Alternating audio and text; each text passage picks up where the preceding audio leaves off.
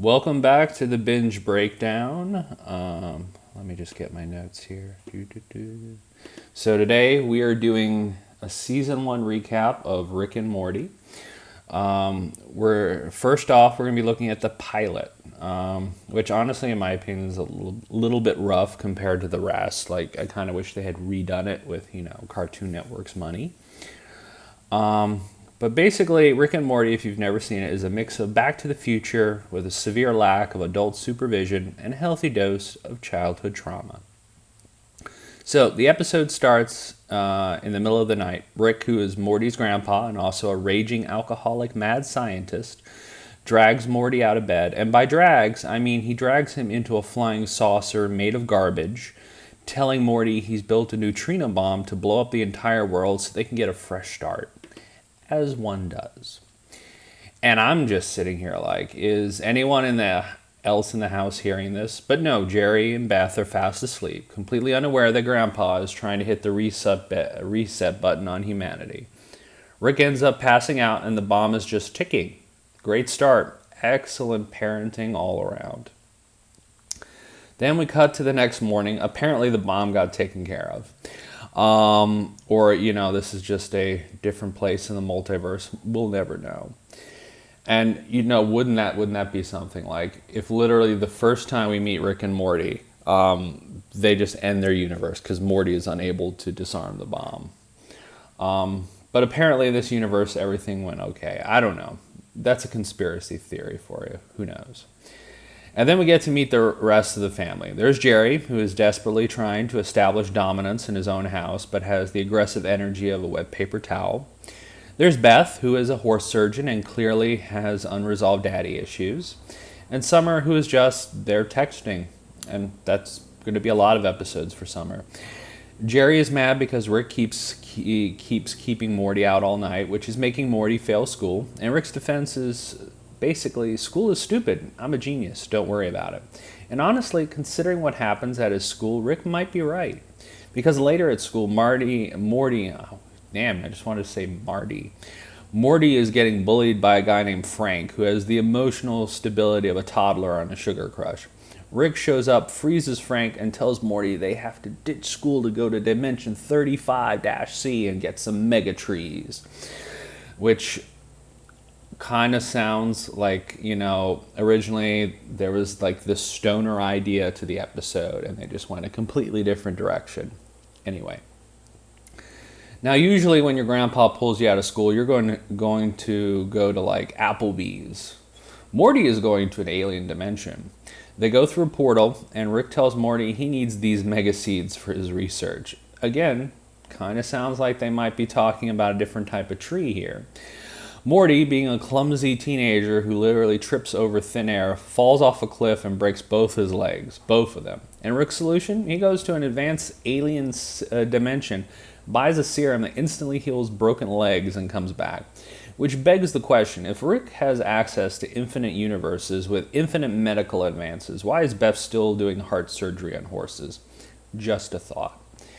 Anyway, they get the seeds, but Rick's portal gun runs out of battery. So now they have to go through interdimensional customs, which is exactly as terrible as regular airport security, but with more tentacles and bugs. This is where the episode crosses the line from weird sci-fi to I cannot believe they animated this, because Rick tells Morty that the only way to get the mega seeds past security is to hide them in his, built-in pocket. And again, I feel like, originally this pilot was not about, it was about a different type of tree, because there's just like, they're kind of slapping you in the face with it. Grandpa of the Year, everybody. Just a reminder, these seeds are the size of pineapples. Naturally, they get caught. A massive laser shootout ensues, and they barely escape back to Earth, right into the school cafeteria. Jerry and Beth are furious. The school principal is furious, and they're about to send Rick to a nursing home. I would love to see that episode because I imagine that would go very well. But suddenly, Morty starts spouting off insanely complicated mathematical formulas. Rick claims it's because he's been educating Morty on their adventures. Jerry and Beth are immediately like, oh wow, he's a genius. We are so sorry we ever doubted you, Rick, and they leave. And then Rick turns to Morty and is like, yeah, no, that's just a temporary side effect of the megatree seeds dissolving in your system. In about 5 minutes, you're going to lose all of your motor skills. And the episode ends with Morty writhing on the floor, drooling, while Rick stands over him, screaming about how they're going to go on 100 years of adventures. I mean, it might take 100 years to get the next season out, but, that's a different story. Rick and Morty forever. And forever, 100 years, Rick and Morty. It is completely unhinged. There is no moral. There is no character growth. It's just an old man traumatizing his grandson for 22 minutes straight. And the craziest part, it kind of works. The animation is really rough on the pilot episode. And Justin Roiland is basically just burping into the microphone half of the time. But the pacing is so fast, you don't even have time to question how little sense the plot makes. But anyway, that's all I have for you guys on this first episode. The second episode, it's about a dog. After the absolute fever dream that was the pilot, I thought, okay, maybe they'll dial it back and do a normal episode. Don't worry. You'll never ever have to worry about them doing a normal episode. Nope. Instead, we got a 22-minute collision of Inception, A Nightmare on Elm Street, and a chilling reminder of why you should never look your pets into the eye. The episode starts with the Smiths family adorable little dog Snuffles peeing on the carpet. Jerry, whose entire personality is just basically fragile masculinity and failure, gets angry and demands Rick invent something to make the dog smarter. Rick, who has clearly better things to do, like drinking heavily in the garage, slaps a hastily made IQ-enhancing helmet on Snuffles. And honestly, if he did this so fast, what would happen if he put it on Jerry? I feel like that episode kind of writes itself. Problem solved, right? The dog can shake hands and use the toilet. What could possibly go wrong? Don't worry, that's the B plot. We don't have time to worry about that because Rick grabs Morty and says, hey, they need to go into his math teacher's dreams to plant the idea of giving Morty an A. Why? Because if Morty fails math, Jerry won't let him go on adventures. And Rick would literally rather invent dream travel technology and risk permanent psychological damage than just, tutor his grandson for 20 minutes. So they inception Mr. Goldenfold. And let me tell you, if you have ever wanted a terrifying glimpse into a middle school math teacher's subconscious, this is it. It involves an airplane hijacking, an aggressively weird S&M club run by a TV character named Mrs. Pancakes, and eventually a boiler room with, Scary Terry. And, of course, Scary Terry is a legally distinct knockoff of Freddy Krueger. Scary Terry has swords for fingers and ends every single sentence with a swear word. He is relentless. He chases Rick and Morty through the dreamscape, and it's actually kind of terrifying. But then Rick and Morty just kind of hide behind a pipe for hours until Scary Terry gets tired and goes home to his wife and kid. Yes, the bloodthirsty dream demon has a domestic life and gets stressed out about his job. So Rick and Morty go into Scary Terry's dreams, where he's having that classic nightmare about being in school with no pants on, and they stand up to his bully. Terry is so motivated by this that he helps them break into Mr. Goldenfold's dream and force him to give Morty an A. Problem solved. Oh, remember the B plot, the dog? While Rick and Morty were busy breaking the laws of the subconscious, Snuffles realized his helmet could be upgraded. He figured out that humanity had been impressing dogs for centuries, so he built himself a giant robotic mech suit with a voice translator, built an army of hyper-intelligent dogs, and enslaved the human race, and gave us the most haunting line in animated television history. Where are my testicles, Summer? I am never neutering a pet again. Snuffles changes his name to Snowball, because of course Snuffles was his slave's name, and he takes over the world, but eventually realizes that conquering humanity just makes dogs as bad as humans. So he and his army decide to leave Earth and go colonize another dimension where dogs can be free and pet insurance is mandatory. So to recap, Rick avoided doing math homework by giving a dog the means to conquer the planet, causing a global uprising that was only stopped because the dog had a better moral compass than anyone in the Smith family. It's brilliant, it's unhinged, it makes me want to apologize to every golden retriever I see. So, third episode. Now we're looking at Anatomy Park, which serves as the show's very first holiday episode. I mean, some series never get a holiday episode, and for good reason. Most of them suck, but this is definitely not going to be boring and suckish. And because this is Rick and Morty, instead of learning the true meaning of Christmas, we get a microscopic amusement park built inside a homeless man and a deeply uncomfortable lesson in polyamory. The episode kicks off with Jerry trying to enforce a traditional device-free family Christmas. He confiscates everyone's phones and tablets because his parents are visiting. But then Rick walks in with a homeless guy named Ruben who's dressed in a Santa suit. Rick drags Ruben in the garage because obviously nothing ever shady happens in Rick's garage. Meanwhile, Jerry's parents arrive, and they brought a +1, a younger guy named Jacob. Within about 5 minutes, we learn Jerry's parents and Jacob are in a committed three-way throuple relationship. Jerry, whose fragile worldview is shattered by basically everything, spends the rest of the episode having a complete psychological meltdown over his parents' sex life. But again, we don't have time to process Jerry's trauma because Jerry will always be the B-plot. Because back in the garage, Ruben is dying on the examination table. Rick quickly shrinks Morty down to a microscopic size and literally injects him into Ruben's chest cavity. Why? Because Rick is super intelligent, and to match, he's got a super intelligent amoeba named Dr. Xenon Bloom. They built a secret theme park inside this man's internal organs.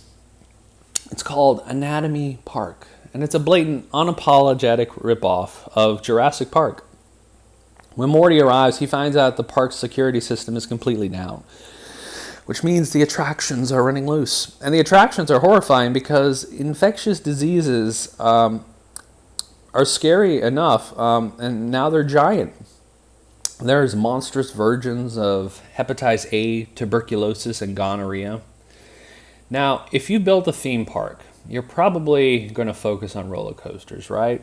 Not Rick. Rick is fiercely irrational and defensive about a ride called the Pirates of the Pancreas. He generally doesn't understand why people think a pirate-themed ride inside a vital organ is a bad idea. So Morty and the surviving park staff, including a girl named Annie, who Morty immediately starts crushing on, are running for their lives from a man-eating bacteria. Things go from bad to worse when Ruben literally dies in the real world. This means the body starts shutting down and decomposing while Morty is still trapped inside. Their only escape route? The bone train, which is exactly as cursed as it sounds. They have to ride a skeletal railway system out to Ruben's nipple to get extracted. During the frantic escape, Dr. Bloom gets eaten alive by E. coli. But how does Rick extract them? Does he shrink a ship and go get them? No, Rick's master plan is to load Ruben's dead body into his flying car, shoot it into the atmosphere, use an enlarging ray to blow the corpse up to the size of the continental United States. Let me paint a picture for you. It's Christmas Day. Jerry is crying in the living room because his parents are dating Jacob and getting laid way more than he is. And suddenly, the sky goes dark because there's a giant naked, dead Santa Claus hovering over the entire country. Rick flies in, rescues Morty and Annie from the nipple, and then simply detonates the massive body. The episode ends with literal blood and gore raining down on the Smith household like snow. And that is how Rick and Morty does a Christmas special. This takes us to episode 4. M. Night Shyamalanians. It's basically The Matrix crossed with Inception, but slightly dumber and featuring a lot more alien nudity issues. The episode starts with Rick figuring out that he and Morty are trapped inside a virtual reality simulation. Why? Because a race of intergalactic scammers called Zygerians are trying to steal Rick's recipe for concentrated dark matter, which is the fuel he invented for space travel. Dude, you just want to say, I know it's a play on Nigerians, but Zygerians are basically the universe's most dedicated con artists. But they have one fatal flaw. They are incredibly uncomfortable with the human body. So naturally, Rick's master plan to scramble their simulation involves forcing Morty to strip naked and run through a shower room.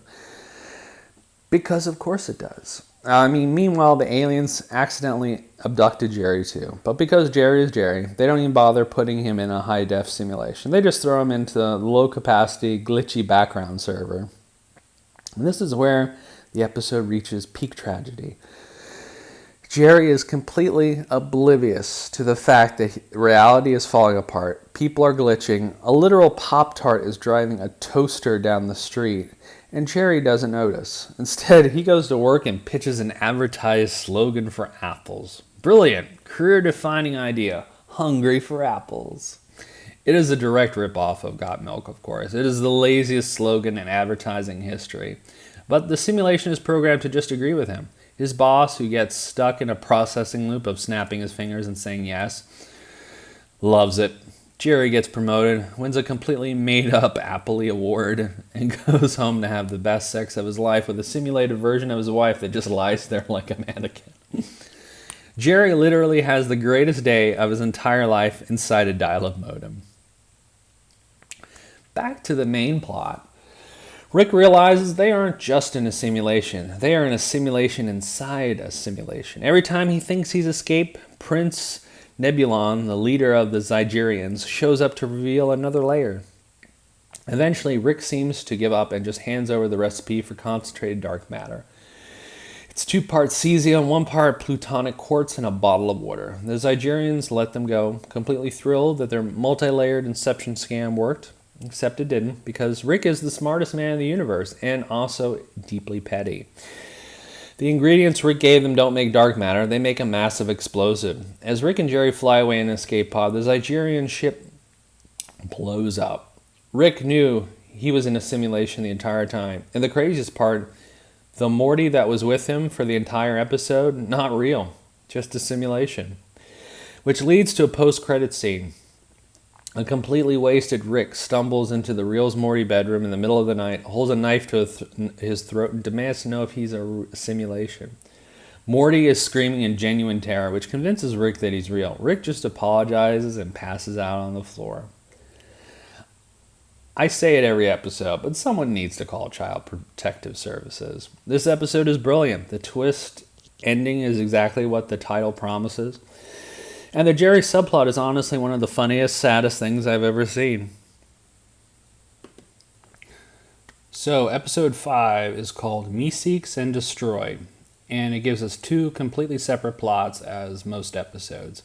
One is a hilarious existential crisis about the futility of helping Jerry Smith. The other is a fantasy adventure that gets so incredibly dark I had to pause the video and rethink my life choices. Let's start with the garage. Morty is complaining, rightfully so, that Rick's adventures are always terrifying, completely unorganized, and usually end with someone dissolving into a puddle of goo. So they make a bet.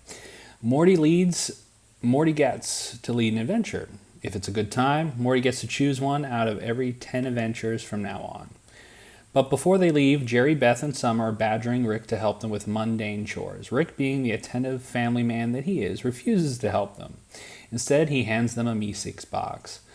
You press a button, and a cheerful blue guy named Mr. Meeseeks pops into existence. You give him a simple single task, and once he completes it, he disappears poof dead.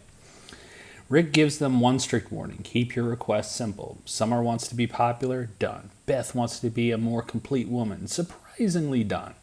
Jerry wants to take 2 strokes off his golf game? That's where we got a problem. Now, asking a magical being to fix Jerry's golf swing is like asking a toaster to solve world hunger. It's fundamentally not built for it. The original Meeseeks tries to help, but Jerry is so uncoordinated and frustrating that the Meeseeks gets stressed out and hits the button to summon another Meeseeks for help. And then they summon another and another, and soon the living room is packed with dozens of screaming blue men, desperately trying to teach Jerry how to square his shoulders. We learn that existence is literally painful for Meeseeks. They aren't meant to be alive for more than a few hours. After 2 days, they're growing facial hair, hyperventilating, and losing their minds. And then they realize there's only one logical way to take all the strokes off Jerry's golf game. They have to assassinate Jerry. Because of course. Meanwhile, in the A-plot, Morty has taken Rick to a generic medieval fantasy village. They climb a beanstalk to steal a treasure from a giant, but instead of an epic battle, the giant accidentally slips, cracks his head open, and dies. Rick and Morty are then arrested and put on trial in a giant courthouse complete with giant lawyers, giant public defenders, and a very long, boring legal proceeding. It's actually pretty funny because Morty wanted a magical quest and he got stuck in a bureaucratic litigation. They are acquitted on a technicality and head to a local tavern to celebrate. Morty goes to the bathroom and then he meets the beloved, jolly ruler of the land, King Jellybean. And this is where the episode takes a massive left turn. King Jellybean traps Morty in the bathroom and attempts to assault him in a not-so-good way. It is wildly uncomfortable, completely devoid of jokes, and generally disturbing. Morty manages to fight him off and escape, but he is completely traumatized. He runs back to Rick, concedes the bet, and begs to just go home. Rick is smug at first, thinking he won. But as they are leaving, he knows Morty is still distressed. Rick puts two and two together, figures out what King Jellybean did, and as they walk through the portal, Rick shoots through it, blowing the king to pieces. It's honestly a pretty great moment for Rick. He's a terrible grandfather 99% of the time. But that 1% of the time, he actually steps it up. We cut back to Earth where the Meeseeks have taken hostages at a local restaurant. Because of course things escalated rather quickly. And are actively trying to murder Jerry. To save Beth's life, Jerry uses a makeshift golf club and hits a tomato into a pot. His form is perfect.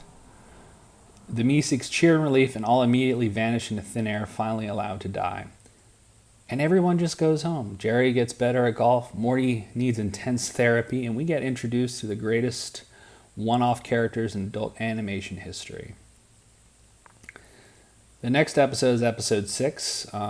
It's rather an important episode because episode 6 establishes that, Rick doesn't care because there's infinite grandsons and granddaughters and daughters and families, and he can just move on to another world. And this is the first time you kind of really get to understand what that means for Rick.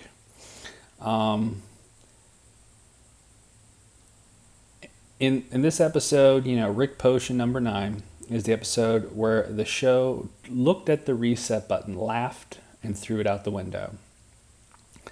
The episode starts with Morty wanting to take his crush Jessica to school's flu dance because Morty is a teenager and he has the decision-making skills of a squirrel in traffic.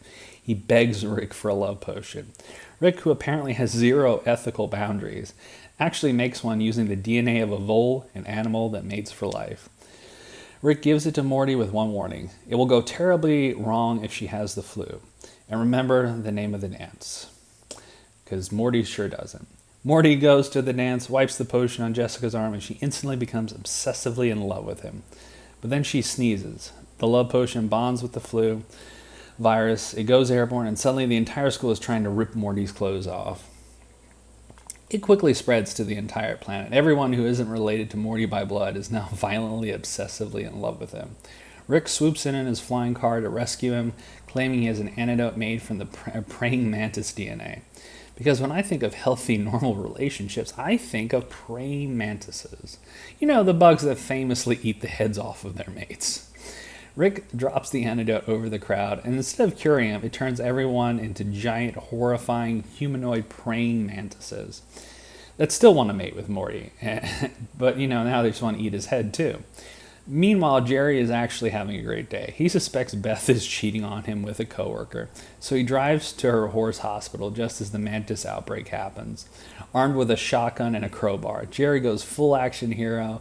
He slaughters a bunch of monsters, saves Beth, and they violently rekindle their marriage right there in the clinic. Jerry is finally cool. Now cut back to the A-plot, aka Rick.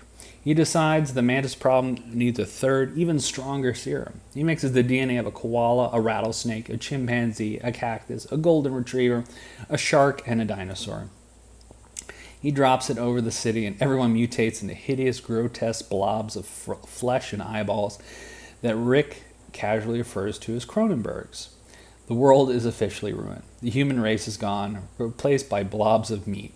Does Rick try a fourth time? Does he try building a time machine, which we know he has? Nope. Rick grabs a tablet, does some quick math, and opens a portal. He takes Morty to a parallel dimension where an alternate version of Rick successfully cured the virus, but then immediately died in a gruesome garage explosion along with alternate Morty. Rick and Morty walk into the garage, drag their own bloody, mangled corpses into the backyard, and bury them. And they just take their place at the dinner table like nothing happened.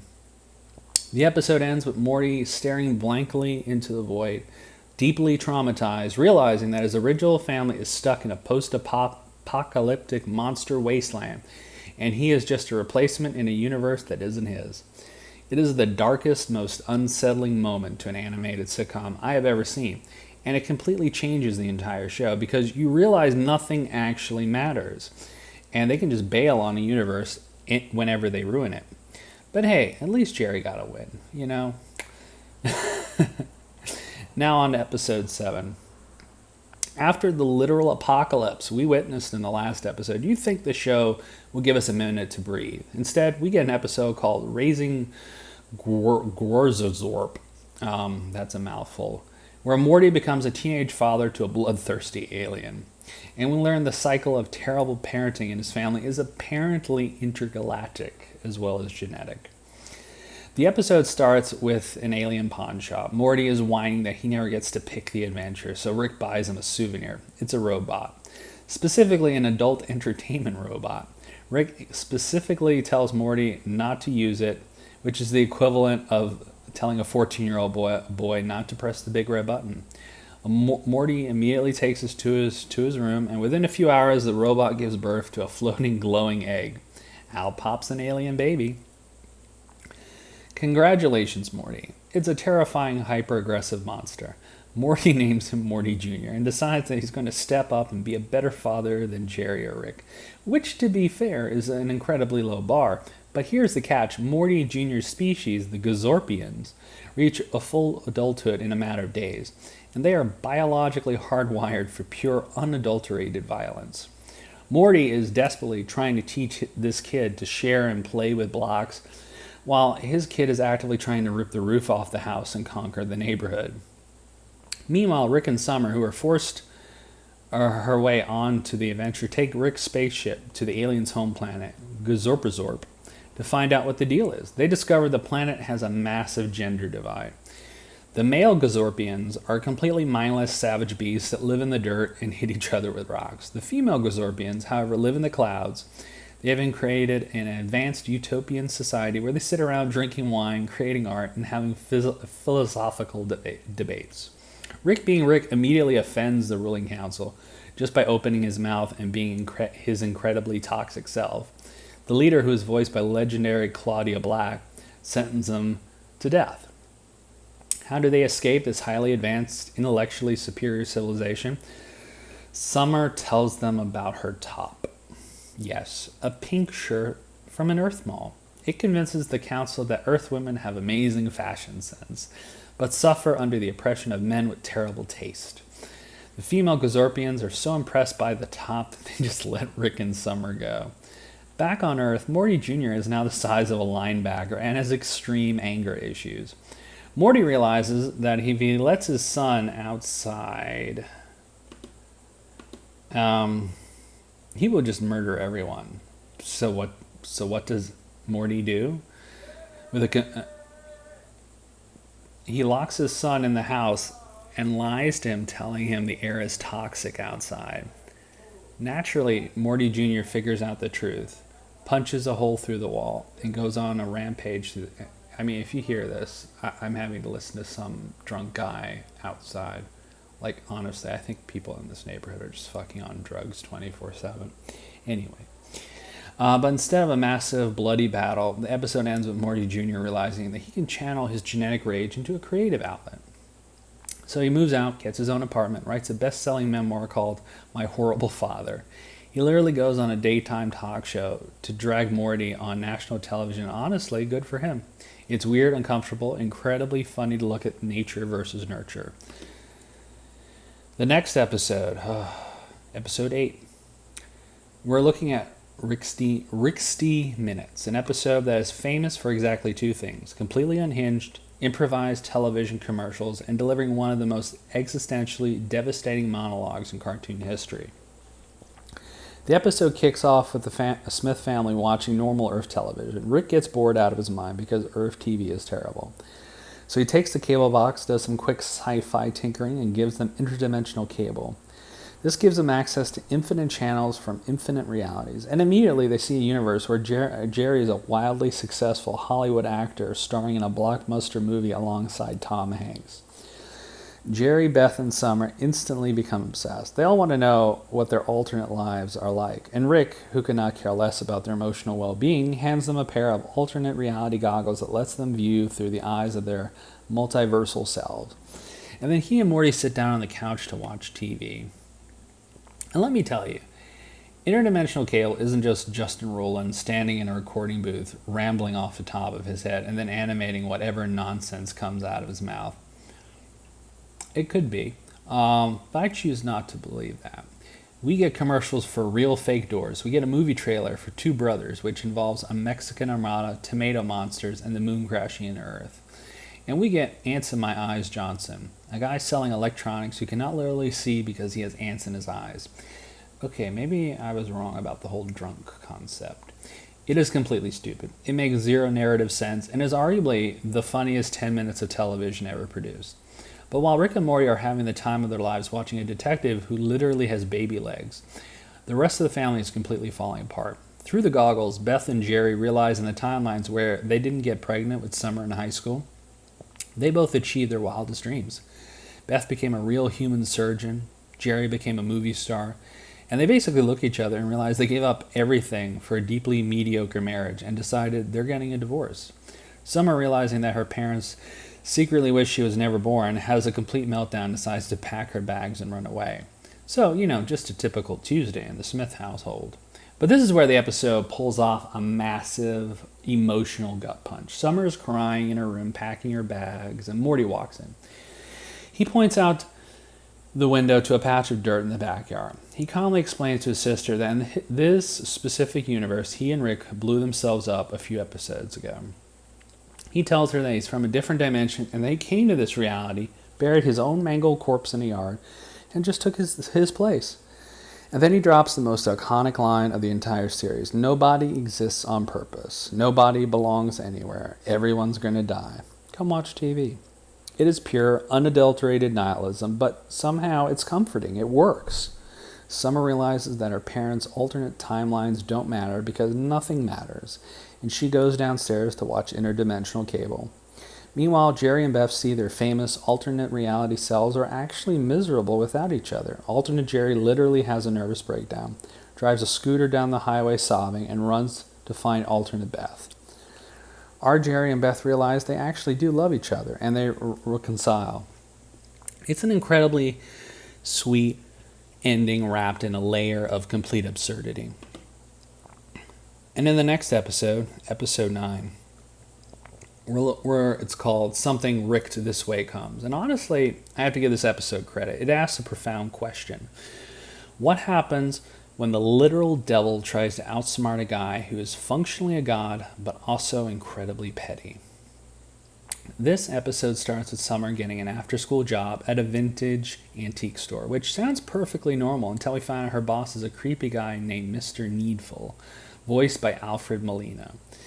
And it takes about 4 seconds for Rick to realize that Mr. Needful is actually Satan.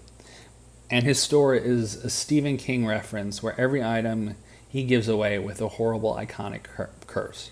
A guy gets a typewriter that produces best-selling novels but makes him physically impotent. A woman gets a beauty cream that makes her blind. Classic Twilight Zone stuff. Now, a normal grandfather might say, "Hey, Summer, quit your job. Your boss is the Lord of Darkness." But Rick doesn't actually care about the moral implications of stealing souls. He's offended that Mr. Needful thinks magic is better than science. So Rick does the most spiteful thing imaginable. He rents the storefront display directly across the street and opens a business called Curse Purge Plus. People bring him cursed items, and Rick uses science to remove the curses. The guy with the typewriter gets to write bestsellers and keep his manhood. Rick completely destroys the devil's business model. It's not a battle of good and evil. It's pure, unadulterated capitalist warfare. Meanwhile, in the B-plot, and as you notice, Jerry is always in the B-plot, helping Morty with a science fair project about the solar system. Morty mentions that Pluto isn't a planet anymore, and Jerry absolutely loses his mind. Jerry refuses to accept reality because, as usual, his ego is more fragile than spun glass. Jerry insists so loudly that Pluto is a planet that he and Morty actually get abducted by a Plutonian spaceship. They are brought before the leader of Pluto, King Flippy Nips. And it turns out the Plutonian government loves Jerry. Why? Because the government is secretly mining plutonium from the planet's core, causing Pluto to literally shrink. They need a gullible idiot to tell the citizens that Pluto is still a full-size planet to keep them complacent. And Jerry is so desperate for validation, he is willingly becoming the face of a massive corporate cover-up, alienating his son in the process. Jerry is literally willing to let a planet collapse on itself just so people will clap for him. He is the worst. He eventually admits he was wrong when he realizes the Plutonians are going to execute a scientist, but still the worst. Back on Earth, Rick gets bored of his successful business, sets it on fire, and just walks away.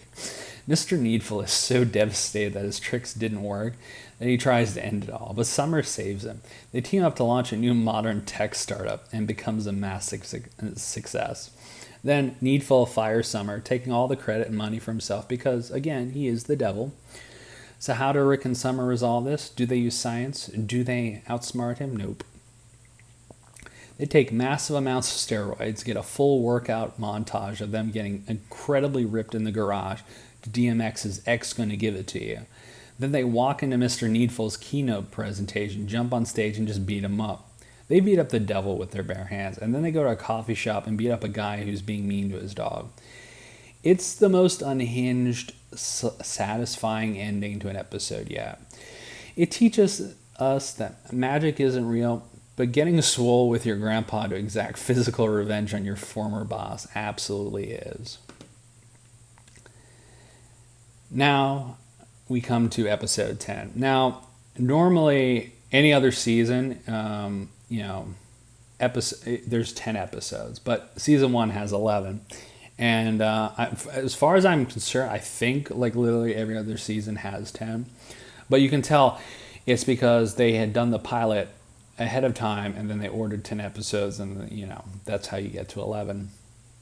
So episode 10, Close Rick Counters of the Rick Kind, is the episode where the show decides to stop doing just random one-off adventures. And they actually build a massive, interconnective multiverse full of lore. This episode opens with a completely different Rick and Morty being brutally murdered by another Rick. And honestly, for me, watching this the first time, that's when I started to realize, hey, with all the episodes that we watch, how do we know which ones are the canon Rick and Morty ones that we've come to like? I mean, for all as we know, the first episode is the only time we really ever see, the Rick and Morty that we know, and all the other episodes are just different Ricks and Mortys.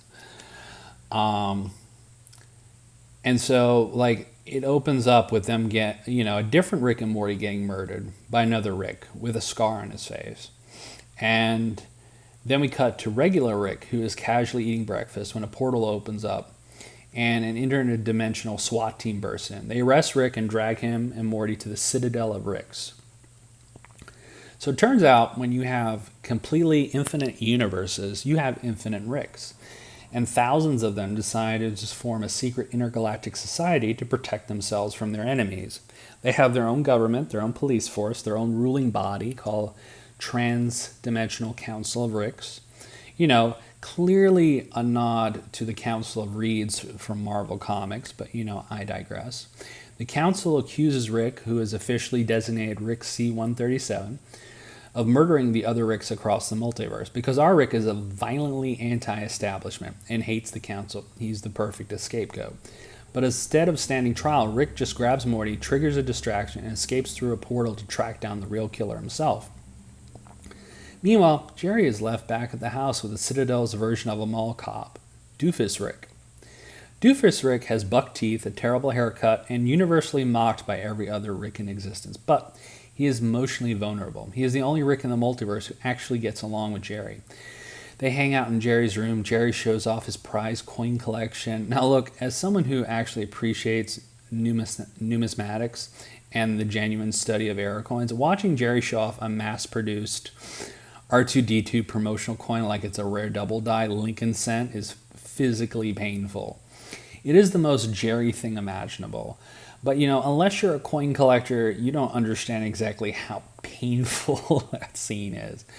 But Doofus Rick is so overwhelmingly wholesome that he validates Jerry's terrible collection anyway, and they become best friends. Now, if you're not a coin collector, looking at this scene, you don't think that much of it. But, that's where Rick and Morty hits hard.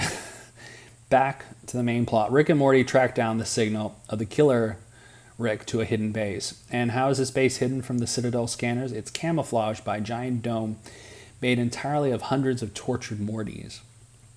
Rick explains that Mortys emit a specific brainwave that acts as a cloaking device for Rick's genius brainwaves.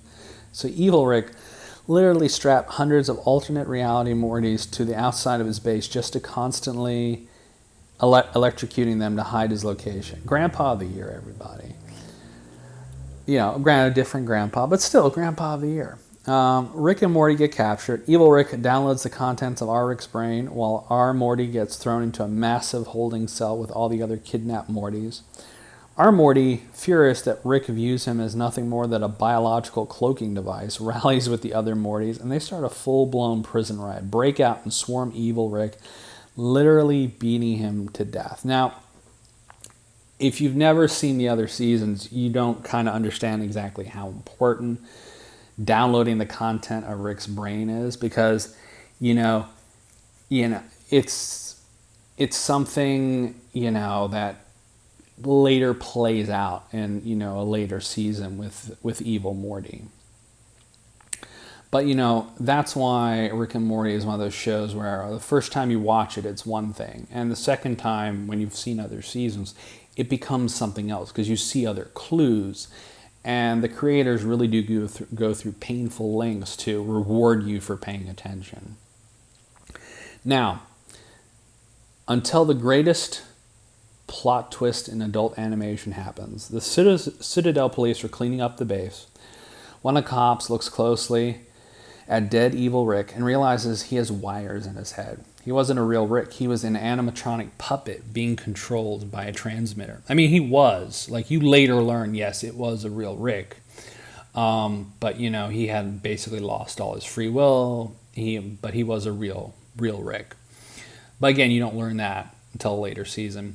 The camera pans down to the crowd of rescued Mortys being herded onto a rescue ship. One of the Mortys, who has been wearing an eye patch this entire time, takes it off. He crushes it under his chute, and the eye patch was the remote control. He tucks in some wires under his eye. Evil Rick wasn't the mastermind. Evil Morty was. And he just successfully infiltrated the Citadel by pretending to be a victim. It is a chilling, perfectly executed reveal to set up an incredibly moody blonde redhead song, and it permanently changed the trajectory of the entire series. Evil Morty, when you look on Reddit and other places, he's basically the ultimate bad guy. After Rick Prime, he's like the fan favorite. But now we're on to the season finale, episode 11. Risky business. After risky business. After dealing with the apocalypse, literal Satan, and the revelation of an evil eye patch wearing mastermind. How do we wrap up the first season? Well, with a classic teenage house party, an interdimensional house party, but still. It starts with Jerry and Beth leaving for a romantic weekend getaway. They're going to a Titanic-themed cruise. Jerry is weirdly obsessed with the movie and wants to just stand on the railing and be held. But unfortunately for Jerry, the cruise is completely uneventful. The ship doesn't sink. The entire experience is terribly boring. That is until Lucy, an over-aggressive cleaning lady, decides she wants to role-play the steamy car scene from the movie with Jerry. When Jerry refuses, she holds him at gunpoint. Beth ends up having to go full action hero again, saving Jerry, throwing the cleaning lady overboard. Because, Jerry is apparently completely incapable of defending himself against anything. Back at the house, Rick and Summer decide to throw a massive party. Morty, who is officially the only responsible person in the entire family, is terrified that the house is going to get destroyed, and he's completely right. Rick invites a bunch of his interdimensional friends. We get introduced to Bird Person, who is incredibly monotone and takes everything completely literally, and Squanchy, a cat-like creature who, as well, likes to find dark closets and do things that I probably can't talk about on YouTube without getting demonetized. And then there's Adolf Linkler, which is a cross between Adolf Hitler and Lincoln, and we learn that Rick created him in this episode. It's only mentioned once. And so he combined the DNA of Lincoln and Hitler. The result is a guy who is in constant agonizing state of internal conflict, screaming about emancipation one second and about absolute dictatorship the next. Like Trump. It is the most chaotic, offensive, funny character concept I've ever seen. And as the party goes on, the house is getting completely trashed. Morty is running around trying to clean up, and eventually the entire house gets teleported to another dimension. A dimension filled with horrifying testicle monsters. And Linkler tries to fight them off to earn Rick's approval, but immediately he gets beaten up and dragged away. Rick doesn't even care. He just grabs the crystals he sent them there to find, teleports the house back to Earth, and keeps partying. Eventually, the party winds down, but the house is a complete disaster. There are scorch marks on the walls, alien goo on the floor. Beth and Jerry are pulling into the driveway. Morty is having a full-blown panic attack. So what does Rick do? Does he use a sci-fi cleaning gadget? Does he portal all the trash into space? No, he pushes a button and literally freezes time. Technically, he doesn't, because, later seasons you'll learn why Ricks don't time travel. It basically is from an Evil Morty episode, but you'll see at the beginning of season 2, they didn't really freeze time. They just froze everybody, and they're still having to, clean up, and dust their parents, which if they had froze time, they wouldn't have to dust their parents. Anyway, technical thing that I noticed that bothered me. And now, Rick has explained to Summer and Morty that they have all the time in the world to clean up, fix the house, and maybe watch a few movies before they unfreeze reality. It's a pretty good way to end a perfectly ridiculous season. The show started with an old man traumatizing his grandson for 22 minutes, and the show ends with a grandfather trying to traumatize his grandson for 22 minutes. I mean, they find new ways of doing it, and honestly, it doesn't get boring. Thanks for listening. Stay tuned for the next episode. Be sure to like and subscribe.